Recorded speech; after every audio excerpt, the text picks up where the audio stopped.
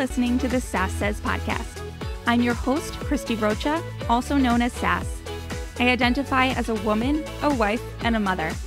That should tell you a lot already. And over the last few years, I've learned the value of talk therapy.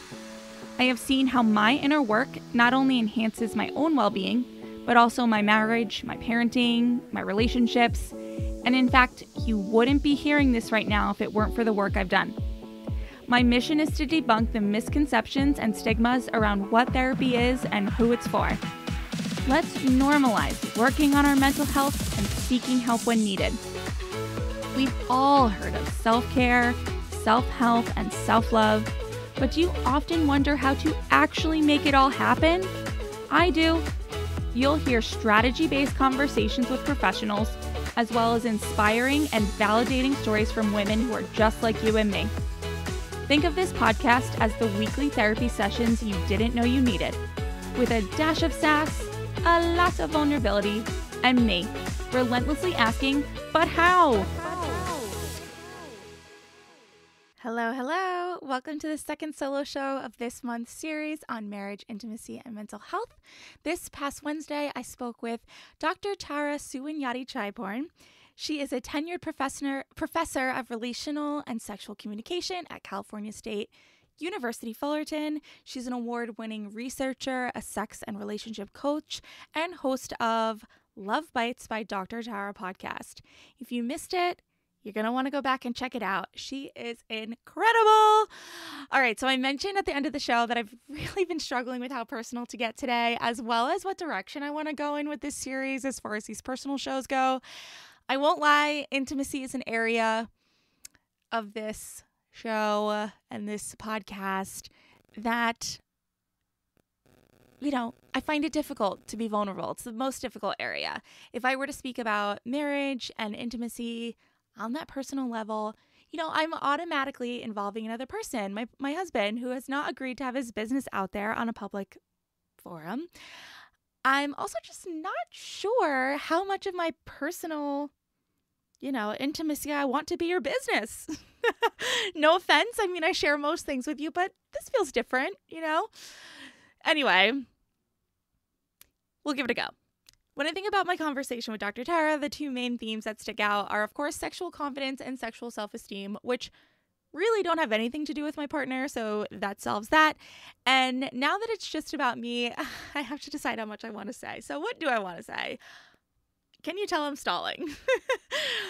Well, the first thing that comes to mind is how much I have talked about my own confidence and self-esteem as it relates to body image. I've talked about this a lot on the show since having kids and, struggling and all of that. And I am comfortable sharing that of course did impact my sexual confidence and self-esteem. I was never thankfully worried about my partner and what he was thinking and feeling as far as like, hey, is she still attractive or not, or things like that. But I definitely struggled personally to feel empowered in my body.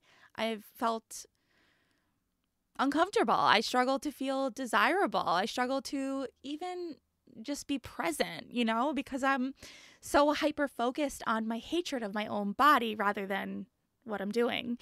And as you know, this is slowly getting better over time. I'm more comfortable with my body, and the ripple effects of that comfort and that work span, many areas of my life. But I'm thinking about it, it's in my experience personally, but also, I think societally, and just as women, the area of sexuality and pleasure seem to be areas that fall pretty far down on the list for women and moms. And this is now all making me wonder, what would have happened if I worked on my body image starting in the sexuality lane, coming from the point of view of sexuality rather than nutrition and fitness and diet? Like, what if I made pleasure the focus of my body image work rather than food and exercise, which at times feel pretty painful lanes to be in? And as I'm writing this, it's occurring to me that it's not too late to change it up. And now as I'm saying it, I am feeling myself smile, thinking about pleasure and joy and connection with my partner is making me smile rather than like the fear and anxiety that I often get around food and exercise.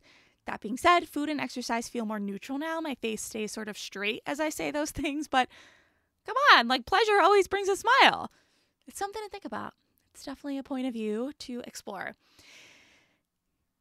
I said it before, I'll say it again. Generally, as women and moms, we put ourselves last, and this show is here to combat that, but it's here to combat it because it really is a thing.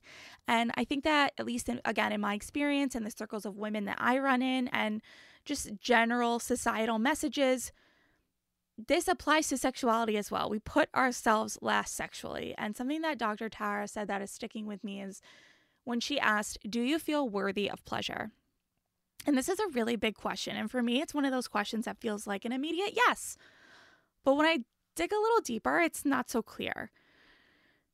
So I think where this comes from is that I have to just even have pleasure on my radar in the first place. I have to think about sexual confidence and sexual self-esteem as things that I want in life.